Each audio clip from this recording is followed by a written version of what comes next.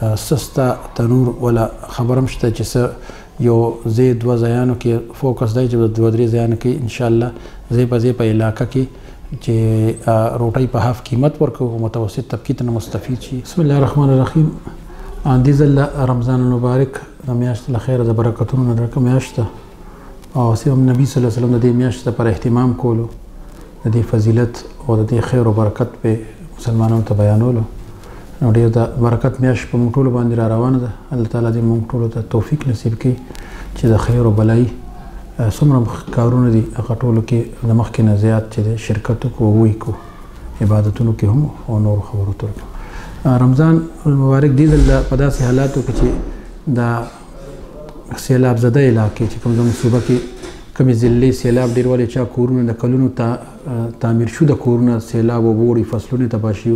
زیاتره فوډ پیکج ډسټریبیوشن و اکټیویټیز به هغه ضلعو کې فوکس دی او دې سره سره د افطاریانو پروګرامونه شو نور د خلکو ضرورتونو پوره کولو چې کوم کارونه دي هغه انشاءالله ورسره کوو خو مین فوکس زموږ هغه دی ورسره چې دا تېره میاشت کې ترکي کې او شام کې زلزله راغلې وه څه تعاون امداد به زموږ انشاءالله دلته نه د هغې خلکو دپاره هم وي. نو په دې یو حالاتو کې به انشاءالله موږ د رمضان دا ټول میاشت کې د دې خیر او بلای کارونو کې او پراجیکټو کې تېرو او د مخکې نه زیات خپل والنټیر ته خپل ټیم ته ویلي استاد بدري څومره شتمن خلک دی ته وایو چې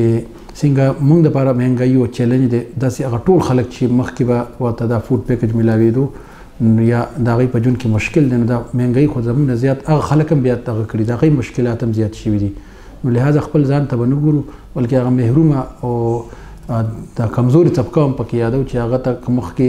د غوړو ټیم ورته په 3000 روپۍ پرېوتو اوس ورته په 5-6,000 پر ورځې مثال یا د وړو تروړه ورته مخکې په 200 روپۍ پرېوته اوس په دومره دغه شته ورسېدل. نو دا دغه چې دی متاثره هغه خلک به دې نه هم زیات دي.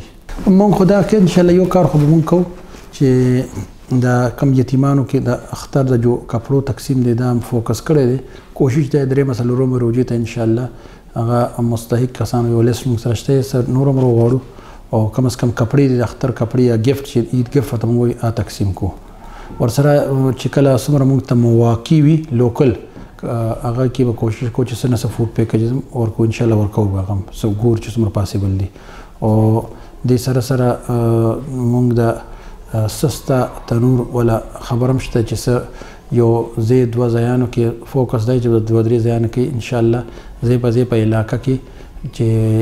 روټۍ په هاف قیمت ورکوو متوسط طبقې ته مستفید شي. نو سستا روټي پراجیکټ چې زموږ کم دی د افطارۍ دپاره هغه هم انشاءالله زیر غور دی. دعا کوو چې هغوی کې هم څه مخکې والي وکړو.